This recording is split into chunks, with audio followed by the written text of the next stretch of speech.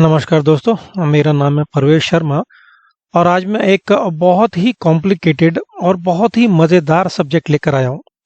तो होपफुली आप लोगों को एस्ट्रोलॉजी के बेसिक्स आते होंगे और जो मैंने अपनी पिछली वीडियो में डिटेल्स लिखी थी कि क्या क्या एस्ट्रोलॉजी आने के लिए आपको ज़रूरी है चाहिए। तो अगर आपको वो चीज़ें आती हैं और आपको थोड़ा सा आइडिया है तो मैं आज आपको बताऊंगा कि कैसे भी क्या तरीका है जिससे हम किसी भी लाइफ के इवेंट को वो कब होना है उसको प्रेडिक्ट कर सकते हैं। तो आज मैं स्पेसिफिकली सिर्फ मैरिज की डेट को लेके ही आया हूँ, क्योंकि इवेंट्स तो बहुत सारे हो सकते हैं। इवेंट हो सकती है आपकी इंजरी हो सकती है एक इवेंट, ठीक है जी, नौकरी लगना एक इवेंट हो सकता है, संतान होनी एक इवेंट हो सकती है, ठीक है जी, प्रॉपर्टी लेना एक इवेंट हो सकता है। प्रॉपर्टी से इस तरह के इवेंट्स तो बहुत सारे हैं, ठीक है जी। तो प्रिंसिपल्स जो मैं आज आपको बताने वाला हूँ कि कैसे हॉरोस्कोप को देखना है इवेंट के लिए, वो सेम रहेगा चाहे कोई भी इवेंट हो, ठीक है जी। बस जो चार्ट देखने का तरीका, जो प्लैनेट्स को देखना है, जिन हॉरोस्कोप जिस डिविजनल चार्ट्स को देखना है वो डिफर कर जाएगा, लेकिन जो प्रिंसिपल्स मैं आपको बताने वाला हूँ वो सेम रहेंगे। और ये प्रिंसिपल्स ऐसे नहीं है कि भाई ये मैंने तुक्के मार के या कुछ भी आपको बता रहा हूँ, ये प्रॉपर रिसर्च किए हुए हैं और कम से कम नहीं तो दसियों दसियों हॉरोस्कोप्स पे आजमाए हुए हैं। और फॉर्चुनेटली मैं मंथ तक तो देख ही लिया था। मतलब अगर कैसे किसी को बोला कि भाई आपकी शादी क्या 2005 अक्टूबर में हुई थी, तो उन्होंने कहा नहीं सर 2005 सितंबर में हुई थी। तो ऐसा भी हो सकता है कि भाई इतना एक्यूरेट भाई साहब ने अपना टाइम ना दिया हो, ठीक है। तो लेकिन इतनी क्लोज तो हम आ ही जाते हैं। इनफैक्ट हम डेट तक भी आ सकते हैं। जो मैंने अपनी खुद की शादी की डेट प्रेडिक्ट की थी एग्जैक्टली वही डेट निकली, तो डेट पे भी आ सकते हैं। लेकिन मोटा मोटा आप देखिए 2-3 मंथ्स का हेर फेर के अंदर तो आप पहुंच ही सकते हैं। पर उसके लिए आपको देखिए बेसिक्स का ज्ञान बहुत जरूरी है। तो अगर आप कहीं और से भी पढ़ते आ रहे हैं तो वो आपको काफी काम आएगा। तो आज आपको मैं थोड़े प्रिंसिपल बताता हूँ, देखिए, ठीक है, बहुत मजा आएगा और कुछ एग्जाम्पल्स लेके भी चलेंगे, अदरवाइज ना फ्रॉड हो जाएगा। कोई फायदा नहीं है अगर मैं सिंपल थ्योरी से समझा के चला जाऊं तो किसी भी इवेंट को अगर प्रिडिक्ट करना है तो जैसे हम यहाँ शादी को लें, ठीक है जी, तो सबसे पहले सबसे जरूरी चीज जो देखने वाली होगी वो ये कि सबसे पहले तो ये आइडेंटिफाई करने का हॉरोस्कोप के अंदर पढ़ना पड़ेगा कि क्या ये अर्ली मैरिज का हॉरोस्कोप है, क्या ये डिले इन द मैरिज का हॉरोस्कोप है, या फिर ओके ठीक ठाक टाइप की, कि भाई ना डिले है ना ही अर्ली है, तो इस तरह का खेल है। तो पहला तो ये आइडेंटिफाई करना पड़ेगा। तो ये कैसे करना पड़ेगा मैं आपको आगे अपनी नेक्स्ट स्लाइड में बताऊंगा, ठीक है जी। फिर दूसरा हमको साथ साथ ये भी देखना पड़ेगा, क्या ऐसा नहीं कि भैया मैरिज की डिनायल ही है कि भगवान ने ये हॉरोस्कोप जो डिजाइन किया है इस इंसान को कि भैया इसकी शादी लिखी नहीं है। शादी लिखी नहीं तो सर पीटते रहो और कुछ होगा भी नहीं। तो आप ये देखते रहो अरे भैया 2 महीने बाद हो जाएगी, 2 साल बाद हो जाएगी, 3 साल बाद हो जाएगी, वो फिर गैस वर्क ही करते रहेंगे। तो वो कैसे आइडेंटिफाई करना है कि मैरिज है ही नहीं, ठीक है जी। अगेन देखिए हम लोग भगवान नहीं है, ठीक है, ये हमारे को भगवान ने जो विद्या दी है, जो रिसर्च कर करके हम बने हैं। तो बेस्ड ऑन दैट आप अपनी जैसे जैसे आप एक्सपीरियंस बढ़ता है तो आप चीज़ों को एक्यूरेट जाते हैं। तो हो सकता है कि आप शुरू में थोड़ी गलतियां करें, बट धीरे धीरे आपको नॉलेज जैसे जैसे बढ़ती जाएगी तो एक्यूरेसी आती जाएगी। अच्छा, तीसरी चीज, पहले 2 चीजें आइडेंटिफाई कर ली कि भैया शादी जल्दी है, लेट है, बीच में है या नहीं है, एक बार पता चल गया तो फिर हमें आइडेंटिफाई करना है कि भाई कौन सी वो एनर्जीज हैं, कौन से वो प्लैनेट्स हैं जो कि मैरिज होने को बढ़ावा देते हैं। वो जो कहते हैं कि ठीक है भाई मैं एक्टिवेटेड हूं और मैं ओके हूं तेरी शादी के लिए, ठीक है। तो ये आइडेंटिफाई करना पड़ता है कि analyse which planet has a strength. वो इतना ताकतवर होना चाहिए और उसमें इतनी शक्ति होनी चाहिए कि वो ओके कर दे कि ठीक है मैं जब एक्टिवेटेड हूं तेरे ऊपर अब, तो इसमें हम ये इवेंट को करा सकते हैं, ठीक है। तो ये होता तो पहले सारा लिखा, जैसे आप पैदा होते हैं तभी सारे इवेंट्स लिखे जा चुके हैं ये, लेकिन वो हमें आइडेंटिफाई करना है कि वो कौन सी डेट है जहां पे ये प्लैनेट्स हाँ कह रहे हैं, ठीक है। तो हमें फिर आइडेंटिफाई करना हो गया कि कौन सा प्लैनेट है जिसके पास स्ट्रेंथ है शादी कराने की। तो ये भी मैं आपको आगे सिखाऊंगा, ठीक है जी। अब होता क्या है, इसके बाद जो हमें असेस करना है वो ये है कि भाई कौन सी अंतरदशा एक्टिवेटेड है। जब मैं कह रहा हूं ना हमने प्लैनेट्स आइडेंटिफाई कर लिए, तो वो जो प्लैनेट्स एक्टिवेटेड है उस एक्टिवेशन को मैं अंतरदशा कह रहा हूं। अगर अंतरदशा उस प्लैनेट की एक्टिवेटेड है किसी इंसान की जिंदगी में, ठीक है जी, और आप उस पीरियड के अंदर आ गए हैं जहां पे आपका मैरिज लेट मैरिज या अर्ली मैरिज या इन बिटवीन के अंदर लाई होता है तो वो शादी कराएगा, उसकी जिम्मेदारी है शादी कराने की। अब ऐसा हो सकता है कि अंतरदशा, मान लीजिए एक वीनस करके प्लैनेट है जो कि शादी कराना चाहता है, अब वो अंतरदशा आ रही है भैया, बच्चा जो 5 साल का है, अब 5 साल में हमारी जो लीगल सिस्टम है अलाउ नहीं करता। यही आज से 200 साल पहले ये लीगल सिस्टम अलाउ करता था, तो 200 साल पहले वो प्लेनेट शादी करा देता, लेकिन वो प्लेनेट आज शादी नहीं कराएगा। ये प्लेनेट अगर दोबारा आता है 24, 25, 28 वटेवर साल के अंदर, तब वो शादी कराएगा। तो ये देखना बड़ा जरूरी है कि अंतरदशा किस प्लेनेट की कौन से पीरियड में आ रही है। ठीक है जी, इसको भी अगेन हम स्टडी करेंगे।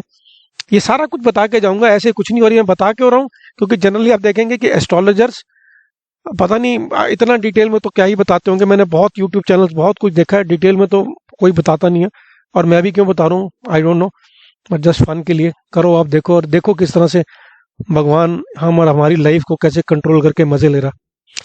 बहरहाल आखिरी में जो सबसे इंपॉर्टेंट चीज है जिसके अंदर हम मंथ्स पे जाते हैं, ठीक है जी, आप क्योंकि हो सकता है कि शनि की अंतरदशा है जो 2.5 साल के लिए चल रही है, अब आपने ये तो कह दिया कि भाई इस बच्चे की शादी इन 2.5 साल में हो जाएगी, अब प्रीटी वेल इनफ गुड, अच्छी बात है, लेकिन कौन से महीने या कौन सी उस पीरियड में होगी, 2, 3, 4 महीने के, ठीक है जी, उसको जानने के लिए आपको गोचर का जानना बहुत जरूरी है कि ट्रांजिट्स के अंदर वो जो प्रत्यंतर दशा है या फिर जो अंतरदशा है, क्या वो 7th हाउस के लॉर्ड पे, 7th हाउस के बॉक्स पे, ठीक है जी, 7th हाउस पे सॉरी, या फिर 9th हाउस या 9th हाउस के लॉर्ड पे, क्या इसके ऊपर से जा रही है।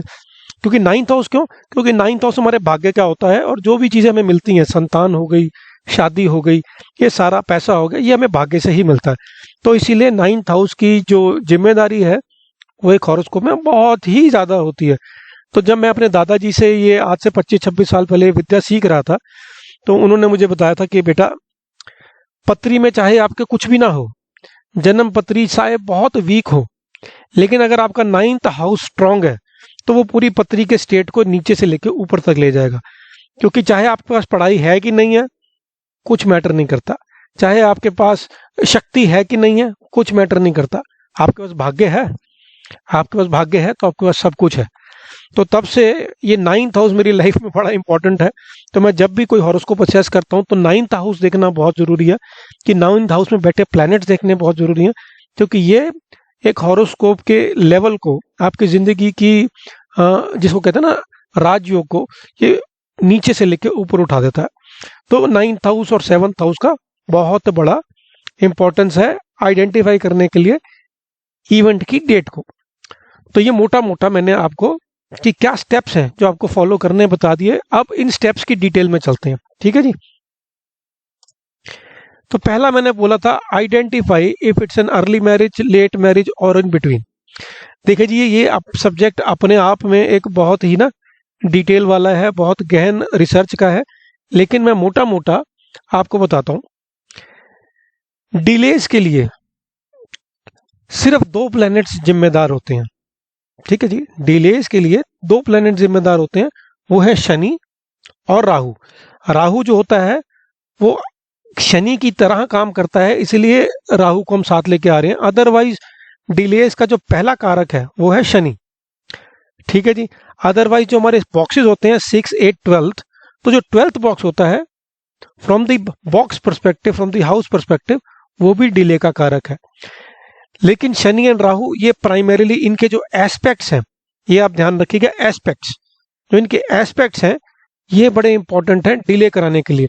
तो ये एस्पेक्ट्स अगर आपके 7th हाउस पे, 7th लॉर्ड पे या कारक पे पड़ रहे हो, अब कारक अगर आप फीमेल हैं तो आपका कारक शादी का है जुपिटर, अगर आप मेल हैं तो आपका कारक है वीनस। अगर इसके ऊपर शनि या राहु के एस्पेक्ट्स पड़ रहे हैं तो आप मान के चलिए कि अगर आपकी मैरिज लाइफ स्टार्ट होती है 21, 22 से, ठीक है जी, तो आप +3 या +4 करना शुरू कर दें कि शनि ने भाई 7th हाउस को देख लिया, तो 22 के अंदर या 21 के अंदर +3 या +4, ठीक है जी। शनि ने साथ साथ में 7th हाउस को देख ही रहा था, 7th लॉर्ड को भी देख लिया, +3 एक और ले लो, ठीक है जी। कारक को भी देख लिया, +3 +4 और ले लो। तो शनि ने अगर मल्टीपल 3 चीजों को देख लिया तो +3 +3 +3 करके आप 30 से ऊपर टाप गए। अब हम D9 में चलते हैं।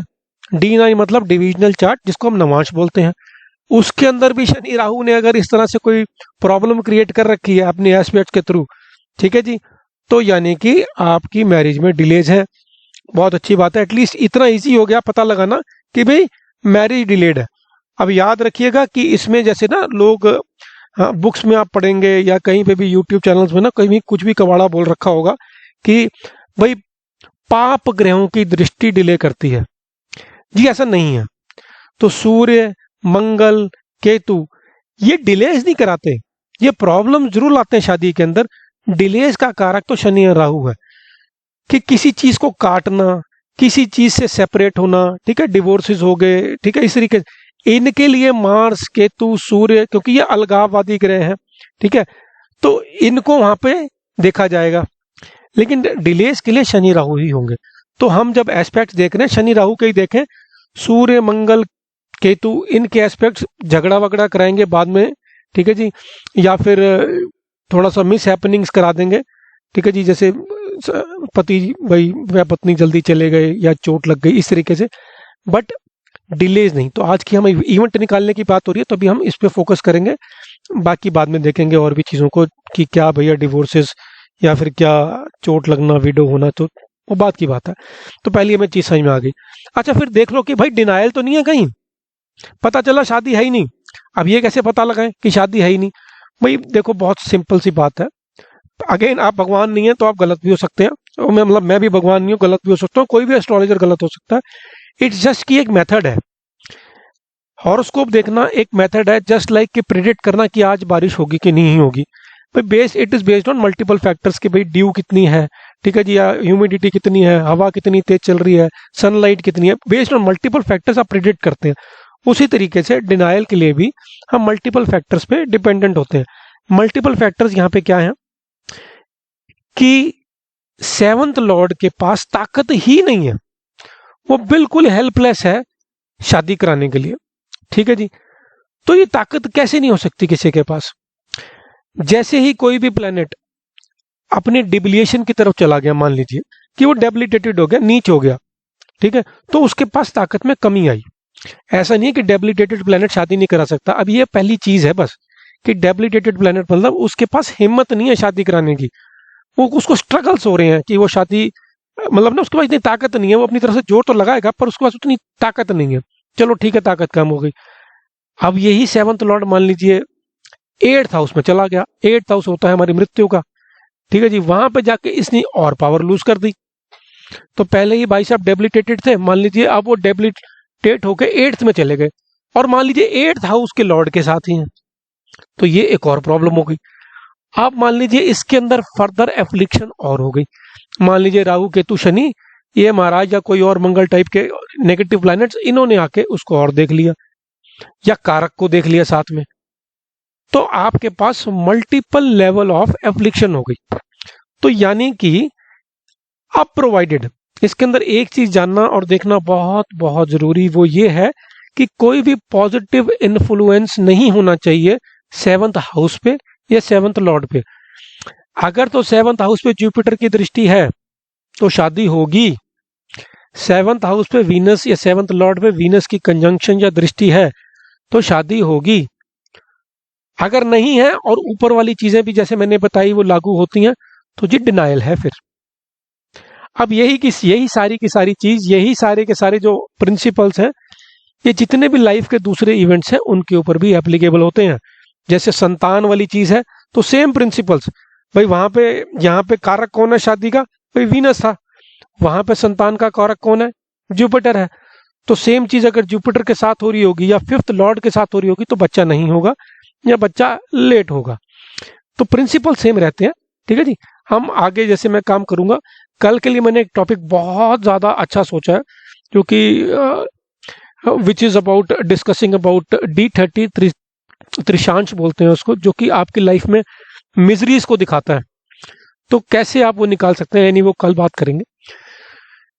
Coming back to again our existing topic, तो हमने ये दो चीजें निकाल ली कि डिनायल नहीं है, अर्ली मैरिज है, लेट है कि भाई नॉर्मल है, ठीक है जी। और अब आते हैं मेन कि आइडेंटिफाई करना कि कौन से प्लेनेट के पास स्ट्रेंथ है शादी देने की। ये बड़ा ट्रिकी चीज़ है। ठीक है जी। अब इसमें क्या है, इसमें आपका एक्सपीरियंस भी काम आएगा और थोड़ी सी अगर आपको नॉलेज आप ठीक ठाक लेके चलते हैं तो काम आएगी। कैसे देखना है कि कौन सा प्लैनेट? भाई देखो, सबसे पहले सेवंथ हाउस का लॉर्ड और सेवंथ हाउस में जो बैठे प्लैनेट्स हैं उन्हीं की जिम्मेदारी है कि भाई इसकी मैं शादी का जिम्मा उठाता हूँ। ठीक है जी। वो अगेंस्ट नहीं होने चाहिए। अगेंस्ट इन द सेंस कि भाई राहु है थर्ड हाउस में बैठा, फिफ्थ एस्पेक्ट से सेवंथ हाउस को देख रहा है, तो वो डिनायल दे रहा है, तो उसका काम नहीं है शादी देने का। क्योंकि मैंने कई यूट्यूब से सुना है कि भाई वो कह रहे हैं राहु ने फिफ्थ एस्पेक्ट देके एक्टिवेट कर दिया सेवंथ हाउस को। बहुत अच्छी बात है, करा होगा मेरी नॉलेज के हिसाब से, तो भाई वो डिनायल कर रहा है, मैं अगेंस्ट हूँ इस थ्योरी के। तो सेवंथ हाउस के अंदर का लॉर्ड और सेवंथ हाउस के अंदर बैठे प्लैनेट्स, पहले तो उनके पास भैया काम आ गया कि मैं शादी कराने को तैयार हूँ। और साथ में जो सेवंथ लॉर्ड है वो किस प्लैनेट के साथ बैठा है, ठीक है जी, उसके पास भी भाई ओनरशिप आ गई कि वो भी शादी करा सकता है। हमारे पास अब देखिए बढ़ते रहेंगी तो हमको एंड में ना नैरो डाउन करना पड़ेगा। तो अब ये तीन चीजें हो गई। चौथा जाते हैं हम नवांश के अंदर। नवांश जो है सबसे इंपॉर्टेंट है शादी की आइडेंटिफिकेशन के लिए कि शादी का इवेंट कब होना है, आपके पति की नेचर या पत्नी की नेचर क्या होनी है, भाई अमीर होना है गरीब होना है, भाई की दूसरी कास्ट का होना है दूसरे रिलीजन का होना है, एज में एज डिफरेंस कितना होगा बड़ा, ये सारा का सारा नवांश से दिखता है। ठीक है जी। और हम मेन हॉरोस्कोप वही चेक करते रहते हैं, ऐसा नहीं है। मैंने खुद सैकड़ों सैकड़ों तो नहीं दसियों दसियों हॉरोस्कोप में वर्कआउट करके देखा है कि D9 जो है वो जितनी भी डिटेल्स है मैरिज की उसको बताता है। बट एनीवे आज तो हमारा जो वीडियो है वो इवेंट पता लगाने के लिए कि वो डेट कौन सी है मैरिज की। तो अभी हमने क्या पता लगा रहे हैं कि कौन सा प्लेनेट है जो शादी देने को तैयार है। तो D9 का लगन, उसमें बैठे प्लैनेट्स, और D9 का सेवंथ लॉर्ड और उसमें बैठे प्लैनेट्स या उसके कंजंक्शन में प्लैनेट्स, तो इनके पास ताकत है देने की, मतलब इनके पास ओनरशिप है कि देने को तैयार है। अब इन सब प्लैनेट्स को जितने भी हमने फिगर आउट कर लिए, भाई हो सकता है 2 निकले 3 निकले 4 निकले कि जिनके पास है भाई कि मैं शादी कराने को मैं आई एम ओके, मैं शादी करा दूंगा। अब इनमें देखेंगे कि क्या इनके पास स्ट्रेंथ है। अब स्ट्रेंथ के लिए आप कह सकते हैं कि भाई मैं क्या बोलते हैं उसको, षडबल, कि मैं स्ट्रेंथ षडबल से देख लूं। देखो, पर मैंने जब भी उसको यूज किया है मेरे को कोई इतना अच्छा रिजल्ट नहीं निकला षडबल से। मेरे को जो स्ट्रेंथ देखने की तरीका जो है मेरा वो नवांश से ही है। तो D9 के अंदर ही मैं देखूंगा कि भाई उन प्लैनेट्स की स्टेट क्या है।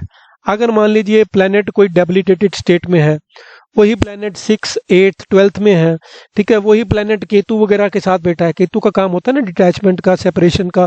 केतु का काम होता है किसी भी चीज से डिनायल करना। उसके साथ बैठा तो वो अपनी पावर लूज कर रहा है। तो यानी कि 6 में बैठे हो, 8 में बैठे हो, 12 में बैठे हो, और D1 में आपके क्या हालात हैं उस प्लैनेट के। तो बेस्ड ऑन दैट मैं फिर नैरो डाउन करूंगा कि किस किस जो हमने शॉर्टलिस्ट किए थे प्लैनेट उनके पास एनर्जी है। देखिए थोड़ा सा कंफ्यूज हो रहा है, मेरे को शायद लग रहा है, पर जब मैं एग्जांपल्स कराऊंगा ना तो शायद आपको आसानी होगी। बट अभी आप मान के चलिए हमने क्या किया, सबसे पहले चेक किया कि अर्ली मैरिज है, लेट है कि नहीं है, ठीक है, डिनायल है, ये चेक कर लिया। उसके बाद हमने चेक किया कि कौन से प्लैनेट्स ओके हैं शादी कराने के लिए। हो सकता है 2-3 निकले, हो सकता है 4 निकले। उसके बाद उनको नैरो डाउन करेंगे, उन 4 जो निकले हैं, एग्जाम्पल के तौर पे 4 प्लैनेट्स निकले हैं, उनको नैरो डाउन करेंगे फर्दर 1 या 2 में कि बेस्ड ऑन कि उनकी स्ट्रेंथ कैसे है नवांश के अंदर। क्या वो 6 या 12 में है, केतु के साथ है, डेबिलिटेटेड है। अगर ऐसे हालात में है तो जिनमें ताकत खुद नहीं है वो कैसे करा पाएंगे।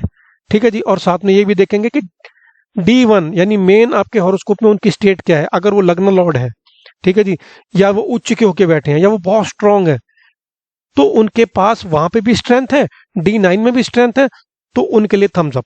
तो हमने शॉर्ट लिस्ट कर लिए 1-2 करके या 2-3 करके, वट एवर। अब हम देखेंगे अंतरदशा कि भाई 22 से लेके 30 के बीच में, 32 के बीच में, भाई इसी में शादी होती है ना, 10-15 में तो कराएंगे नहीं, वैसे तो बूढ़े होकर भी करा सकते हैं, लेकिन अगेन आपको उस समय वही अंतरदशा ही देखनी है। तो अब अंतरदशा के अंदर उस पीरियड के अंदर क्या जो आपका हमने शॉर्टलिस्ट किया है प्लेनेट उसकी दशा आ रही है। अगर आ रही है तो फाइनल, वो प्लेनेट है जो शादी कराएगा। ठीक है जी, वो प्लेनेट है जो शादी कराएगा। मान लीजिए उसने हमको दे दिया, बृहस्पति था वो प्लेनेट, उसने हमको दे दिया 2 साल का पीरियड कि मैं इधर से इधर तक एक्टिवेट हुआ हूँ भाई। मान लो 2022 से लेकर 2024-25 तक, इसके अंदर मैं इस इंसान की शादी करा के जाऊंगा। तो इतना हमने फिगर आउट कर लिया कि ये जो हमारा वो पीरियड है जिसके अंदर शादी होगी। अब हम फर्दर ड्रिल डाउन करेंगे प्रत्यंतर दशा के ऊपर, आइडेंटिफाई गोचर को देखते हुए कि क्या कब वो महीना आएगा जिसके अंदर वो शादी होगी। अब उसके अंदर क्या करना, यहाँ अगेन थोड़ा ट्रिकी है, ये थोड़ा टाइम कंज्यूमिंग है। ऐसे नहीं कि आपने पत्री देखी और पंडित जी ने वीडियो चैनल पे बैठे हैं, हाँ जी बच्चा पूछो ये है, हाँ जी आंख बंद की और भगवान ने आके सीधा ला बेटे ये बोल दे। ये फ्रॉड नहीं होता। इसको देखने के बहुत गहन रिसर्च और डेप्थ में जाना पड़ता है, तो आप निकाल पाते हैं। तुक्का मारने को तो तुक्का मार दो, तुक्का हिट हो गया, लग गया प्रिटी वेल, नहीं लगा तो हाँ जी हमने तो बोला ही था 1-1.5 साल में हो जाएगी। But anyway from the knowledge perspective हमें ठीक विद्या का अध्ययन करना है, उसके बेस पे ये आंसर दे सकते हैं। तो ट्रांजिट को देखेंगे। ट्रांजिट को कैसे देखेंगे, अब हमने प्रत्यंतर दिशा का प्लेनेट पकड़ा तो सारे के सारे जो 9 एनर्जीज हैं एक एक करके आएंगी। ठीक है जी, अंतर दशा के अंदर एक एक करके प्रत्यंतर दशा आएगा। तो पहले वाली एनर्जी को पकड़ा, उसको चेक किया, क्या भाई ये हमारी जो प्रत्यंतर दशा का प्लेनेट है, क्या ये 7th हाउस, 7th लॉर्ड या 9th हाउस, 9th लॉर्ड इनके ऊपर से जा रहा है या इनको हिट कर रहा है, इनकी एस्पेक्ट उसको हिट कर रही है। अगर कर रही है तो थम्स अप, यानी कि वो पीरियड बनता है। ठीक है जी, तो इस तरह के पीरियड्स आप निकाल सकते हैं। उसके बाद जो सबसे मेन प्लेनेट देखना होगा वो होगा जुपिटर, क्योंकि जुपिटर हमारे 9th हाउस का कारक है। जुपिटर की ब्लेसिंग्स के बिना नील बटा सन्नाटा, आपको कुछ नहीं मिलता। तो जुपिटर का 7th हाउस या 7th लॉर्ड के ऊपर एस्पेक्ट बहुत ज्यादा जरूरी है।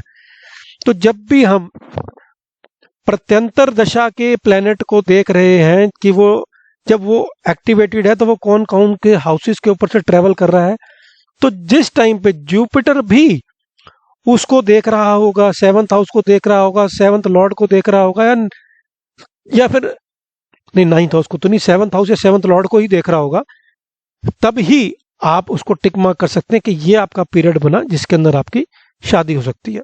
या कारक, सॉरी कारक को मैं मिस कर गया, 7th house, 7th Lord and कारक, इसके ऊपर जुपिटर की दृष्टि और साथ ही साथ जो प्रत्यंतर दशा का मालिक है उसकी movement 7th house, 7th Lord, 9th house, 9th Lord इनके ऊपर या कारक इनके ऊपर से गुजर रहा होगा, वो आपका महीना निकलेगा या 2 महीने निकलेंगे जिसके अंदर आपकी शादी का पीरियड होगा। अब आप फर्दर डेट निकालनी होगी तो उसके लिए हम मून को फोकस में लाएंगे कि जब मून उनके ऊपर से जा रहा होगा, क्योंकि मून जो होता है हमारा हर 2 दिन बाद मूव करता है। पर इतना इतना डिटेल में देखने की कोई जरूरत भी नहीं है। इतना डिटेल में जो उनके आपने कौन सा भगवान बनना है या हमने भगवान बनना है, भाई मैं अपने लिए निकाल रहा था तो मैंने चेक कर लिया था। अब जब मैं लोगों के लिए निकालता हूं तो मैं कोई इस तरह से एग्जैक्ट डेट नहीं बताता, मंथ बताया। और देखिए ऑब्जेक्टिव क्या है और उसको ये सारा स्टडी करने का कि आप समझें कि भगवान कैसे काम कर रहा है, भगवान ने क्या सृष्टि रचाई हुई है। भाई नास्त्रदामस बन के या भगवान बन के कोई जैसा उखाड़ तो लेना नहीं है। तो इसलिए आप सिंपल फोकस करें कि किस तरह से आप मंथ्स के अंदर पहुंच सकते हैं। I think that will be more than enough. तो आई होप आपको ये सारा समझ में आया होगा। एक काम करते हैं कि किसी एक हॉरोस्कोप पे ना जो मैंने आपको सिखाया है इसको अप्लाई करके देख लेते हैं, इसको अप्लाई करके देख लेते हैं। उसके बाद फिर हम स्टार्ट करेंगे। ठीक है, उसके बाद मतलब मैं इस वीडियो को एंड करूंगा, पर एक एग्जांपल दे देता हूं मैं पहले। तो आप होल्ड करिए। तो मान लीजिए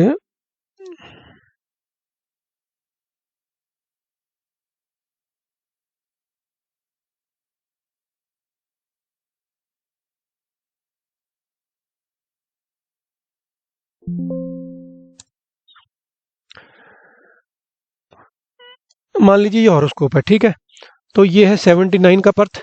तो हम 79 के बर्थ में इसकी शादी अगर मान लीजिए आप 22 से लेके 30 साल के बीच में हम जो नॉर्मली देखते हैं, तो पहले हमको ये देखना है कि क्या भैया डिनायल तो नहीं है। तो देखें 7th लॉर्ड कहाँ पे है, लगन में है और वापस अपने लगन को 7th हाउस को देख रहा है, तो डिनायल का तो मतलब ही खत्म हो गया। अब हम देखेंगे क्या इसके ऊपर कोई शनि राहु का भैया एस्पेक्ट तो नहीं है। ठीक है जी, तो शनि राहु का एस्पेक्ट है कि 7th या 7th लॉर्ड पे, ठीक है जी, या कारक पे। देखिए यहाँ का कारक कौन है, वीनस। ठीक है, वीनस बैठा है लगन पे, क्या इसके ऊपर सैटर्न या राहु का एस्पेक्ट है? बिल्कुल नहीं है जी। ठीक है जी, अब सैटर्न का एस्पेक्ट लेकिन रेट्रोग्रेड होके राहु के साथ बैठ के ये यहाँ पड़ता है, यानी कि आप सीधा +4 कर लो। तो 22 के अंदर आपने +4 कर लिया, यानी 26, यानी कि भाई और कोई नेगेटिव है? राहु का एस्पेक्ट, केतु का एस्पेक्ट, कोई एस्पेक्ट नहीं है। अब हम D9 में देख लेते हैं। D9 के अंदर देखें, सेम लगन है, क्या एस्पेक्ट पड़ रहा है? शनि का, शनि का लगन पे एस्पेक्ट है। ठीक है जी, और कोई 7th लॉर्ड पे है क्या? नहीं, 7th लॉर्ड पे नहीं है, 7th हाउस पे नहीं है। राहु का एस्पेक्ट जो 7th हाउस पे बोलते हैं, प्लीज आप याद रखिएगा, राहु के एस्पेक्ट या केतु के एस्पेक्ट कोई कभी भी 7th एस्पेक्ट नहीं देखना, 5th एंड 9th एस्पेक्ट ही देखना होता है। तो ये चीज लोगों को नहीं पता होती, बोलने को जो मर्जी बोलते रहो कि इनका 5, 7, 9 एस्पेक्ट है, राहु का नहीं होता। तो हमने देख लिया, ठीक है, राहु का एक एस्पेक्ट पड़ता है लगन पे D9 के, और सॉरी शनि का, और शनि का एक एस्पेक्ट पड़ता है थोड़ा सा ज्यादा सिवियर स्ट्रॉन्ग, क्योंकि राहु के साथ है यहाँ पे। तो मैंने +4 किया था, D9 के अंदर से +2, 3 माइनस और कर देता हूँ, तो 22, 4 यानी 28, 29 के बीच में इनका, भाई हमने एक पीरियड निकाल लिया कि ठीक है 27 से 30 के बीच में या इसके बीच में एक मिडल निकलता है, कि ना ही अर्ली निकलती है ना ही डिले वाला निकलता है, क्योंकि डिले होता तो बहुत ज्यादा नेगेटिव होता। यहाँ तो देखो भाई पॉजिटिव भी है। ठीक है जी, ऊपर से 7th लॉर्ड के ऊपर देखिए दृष्टि भी पड़ रही है जुपिटर की, तो पॉजिटिव तो है ही। तो इतना कोई हम को डिले और अर्ली के अंदर नहीं, हमको बीच में रहना है। चलिए, जब बीच में रहना निकल गया तो हमने first step and second step हमारा पूरा हो गया। तो मैं यहाँ पे साथ साथ लिखता भी रहता हूँ। ठीक है भाई, फर्स्ट एंड अर्ली पेरिड तो हो गया भैया, नॉर्मल है यहाँ पे। ठीक है, तो नॉर्मल, नॉर्मल मतलब कि भाई 25 से या 26 से 30 के बीच में नॉर्मल हो गया भाई, ये नॉर्मल। आज की डेट में इतनी नॉर्मल शादी होती है। ठीक है जी, 22 से लेके 26 के बीच में अर्ली बोलूंगा मैं। डिनाइल नहीं है था, डिनाइल था इसके अंदर, बिल्कुल नहीं था जी। अच्छा, analyse which planet has a strength to give marriage. चलो अब देखते हैं इसके अंदर किसके पास स्ट्रेंथ है। भाई इसका 7th हाउस में कौन बैठा है? कोई भी नहीं बैठा। इसका लॉर्ड कौन है? वीनस। चलो जी, वीनस कहाँ पे है? लगन में है, तो पहली वीनस के पास इसकी अथॉरिटी है शादी कराने की। क्या वीनस किसी के साथ बैठा है? किसी के साथ नहीं बैठा, हम अकेला वीनस लिख लेते हैं। अभी हमारे पास कौन सा प्लेनेट तैयार हुआ शादी कराने के लिए? वीनस। आओ जी D9 पे चलते हैं। अब सबसे important part of the horoscope. ठीक है जी, यहाँ वीनस का लगन कौन है जी? यहाँ पे लगन है 8 नंबर। 8 नंबर होता है मार्स। तो मार्स के पास आ गई शादी कराने की चॉइसेस, अथॉरिटी नॉट चॉइसेस। यहाँ पे और कौन बैठा है? राहु बैठा है, तो राहु के पास भी आ गई। ठीक है जी, यहाँ कौन बैठा है? केतु, और साथ में लिखा है 2 नंबर। 2 नंबर मतलब वीनस। ठीक है जी, वीनस अकेला बैठा है, वीनस हम पहले लिख चुके हैं, तो वीनस को हम डबल मार्क कर देते हैं। ठीक है जी, और यहाँ पे बैठा है केतु, तो केतु के पास भी अथॉरिटी है शादी कराने की। तो हमारे पास ये 4 लोग आ गए शादी कराने के लिए। ठीक है जी, अब यहाँ पे देखते हैं कि इनके हालात क्या है। अब इनमें से ना हमें शॉर्ट लिस्ट करना है, हमें इसको फिल्टर करना है इन 4 में से कि कौन से वो प्लैनेट्स होंगे। देखिए, वीनस नंबर 1 पे चल रहा है इस समय। वीनस सबसे ज्यादा स्ट्रांग है। कैसे? क्योंकि वीनस एक तो यहाँ पे भी यहाँ का 7th का लॉर्ड है, यहाँ पे भी 7th का लॉर्ड है, लगन में बैठा है। भाई इससे अच्छा और क्या है? वीनस को मैं नंबर 1 दे देता हूँ। बहुत अच्छी बात है जी, वीनस इज मेरा नंबर 1 कि ये शादी कराने को तैयार है। अब आते हैं हम दूसरे नंबर प्लेनेट पे, चाहे मार्स। मार्स देखिए लगन लॉर्ड यहाँ पे है। ठीक है जी, केंद्र में बैठा है। ठीक है जी, बृहस्पति से दृष्ट है, बहुत अच्छी बात है। कोई नेगेटिविटी है भी भाई तेरे में? ना भाई। सन के साथ बैठा है, सन दोस्त है, तो यहाँ पे हम अस्त वगैरह नहीं देखते D9 में। ठीक है, तो केंद्र में बैठा है, लगन का मालिक है, बहुत अच्छी बात है। यहाँ पे क्या है? यहाँ पे अगेन D1 में लगन का मालिक है और उच्च का है। अस्त है, उच्च का है, लेकिन लगन का मालिक है। भाई स्ट्रांग देखो बहुत है, मार्स इज वेरी स्ट्रांग। तो मैं मार्स को भी यहाँ पे नंबर 1 की ही कैटेगरी में रखता हूँ। आओ जी, अब राहु की स्ट्रेंथ देखते हैं। राहु लगन में बैठा है, बहुत तगड़ी बात है। राहु भी तैयार है शादी कराने को। इसको कोई पॉजिटिव प्लेनेट देखता है? कोई नहीं देखता जी। इसको कोई नेगेटिव प्लेनेट तो नहीं देख रहा। शनि देख रहा है, शनि देख रहा है। शनि मतलब इसको खींच रहा है, रोक रहा है। तो राहु की स्ट्रेंथ थोड़ी कम हो गई। ठीक है जी, राहु की स्ट्रेंथ थोड़ी कम हो गई। वीनस और जुपिटर इसके अगल बगल है, राहु को स्ट्रेंथ दे रहे हैं। ठीक है जी, ये अच्छी बात है। शनि यहाँ से रेट्रोग्रेड जो था होता, रेट्रोग्रेड तो क्या क्या D9 में नहीं देखते। शनि यहाँ से राहु को नेगेटिविटी दे रहा है, शनि मुश्किल में ला रहा है। ठीक है जी, तो शनि को हम कैंसिल, मतलब राहु को हम थोड़ा सा पीछे रखते हैं। राहु हमारा नंबर 2 पे ले लेते हैं या नंबर 3 पे ले लेते हैं। 2 पे मार्स है हमारा। अब केतु को देखते हैं, केतु के हालात के यहाँ पे क्या है। केतु को कोई बुरा प्लेनेट देख रहा है, देखिए जी मार्स देख रहा है, ये अच्छी बात नहीं है। कोई पूरा अच्छा प्लेनेट देख रहा है, कोई अच्छा प्लेनेट नहीं देख रहा। केतु भी ओके है, केतु भी शादी करा सकता है, लेकिन मैं स्टिल इसको नंबर 4th पे रखता हूँ। ठीक है जी। और केतु के यहाँ हालात कैसे हैं, D1 में देखा जाए तो ये शनि से दृष्ट है, तो केतु भी इट्स ओके कि केतु के पास ताकत है, लेकिन उतनी ताकत नहीं है। मैं केतु को भी यहाँ 4th नंबर में रखता हूँ। तो मेरे पास नंबर 1 आया वीनस। आई डोंट नो कि किसी और यूट्यूब चैनल पर इस तरह से सिखाया जाता नहीं सिखाया जाता इतनी डिटेल में इन प्रिंसिपल्स को इवेंट आइडेंटिफाई करने के लिए। आई डोंट नो कि कितना लोगों ने एफर्ट किए होंगे। ये सारा का सारा मेरी खुद रिसर्च के बेस है, मैंने कोई ऐसा ना किसी से सीखा है ना कोई बुक्स में लिखा है। ये सारा मेरा ही जितने सालों की रिसर्च है उसके बेस्ड पे है। आपको अच्छा लगे तो इम्प्लीमेंट करिएगा, नहीं तो आप कहीं भी जा सकते हैं। अब हमने देखना है दशा। ठीक है जी, अंतरदशा और प्रत्यंतर दशा जिसके अंदर शादी होगी। मैं आपको सिर्फ अभी अंतरदशा तक बताऊंगा, नहीं तो वीडियो बहुत लंबा हो जाएगा। ठीक है, तो अंतरदशा तो देखिए 22 ईयर्स के ये भाई साहब कब होंगे, 79 के अंदर 22 जोड़ दीजिए आप, तो 22 साल, तो ये हो गया अराउंड 2001। ठीक है जी, 2001 हो गया। तो इनकी शादी, अर्ली मैरिज तो लिखा नहीं है, इनकी मैरिज मिड में लिखी 26 से 30 साल। 26 से 30 साल मतलब 30 अगर को जोड़े तो 2009 से 2-3 साल पहले तक 26 से 30 हो गया ना, इसके अंदर मिडिल, इसके अंदर इनकी शादी होनी चाहिए थी। तो उसके अंदर देखते हैं कौन सा प्लेनेट एक्टिवेटेड है। तो यहां पे हम 2004 से लेके 2008 तक चलते हैं। अगर आप 2000 या 2010 तक चलते हैं, ठीक है जी, 2005 से 2010 तक। अब 2005 के अंदर आप देखें इनका मून एक्टिवेट हुआ। क्या मून हमारा इसमें से था कोई? जो सबसे नंबर 1 पे था वो था वीनस। और वीनस कहां पे है? 2001 से 2004 में पहले ही चला गया वो, पहले ही चला गया वो। तो शादी नहीं कराई। हो सकता है कि कोई रिलेशनशिप वगैरह हुआ हो, कुछ हुआ, शादी नहीं कराई। ठीक है। सन, क्या सन के पास अथॉरिटी है 2004 से 2005 में शादी कराने की? सन जी हमारे पास है ही नहीं। मून, मून 2005 से 2007 तब भी है, भाई साहब शादी कराओगे आप? मून इस लिस्ट में मेरे तो है ही नहीं। नेक्स्ट मार्स आने वाला है, मार्च 2007 में आया। ठीक है, और 2007 में मार्स आ रहा है, और मार्स देखिए हमारी लिस्ट में है। वीनस नंबर 1 पे था। वीनस उनके 2000, जब वो 21 साल के थे तभी खत्म हो गया था, 21-22 साल के। तो क्योंकि अर्ली मैरिज नहीं थी तो वीनस कुछ नहीं कर पाया। आप समझ रहे मेरी बात? अगर यही अर्ली मैरिज होती तो वीनस अपना काम कर देता।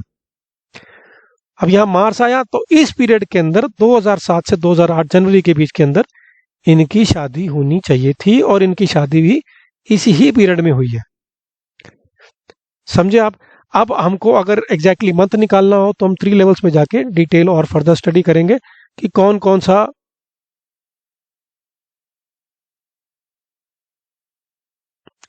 ये जो हम देखें सारे प्लैनेट्स उस समय पे कहाँ पे थे, और क्या वो जुपिटर से एस्पेक्ट थे या नहीं थे। ठीक है जी। उसके बेस पे आप एग्जैक्ट मंथ निकाल पाएंगे।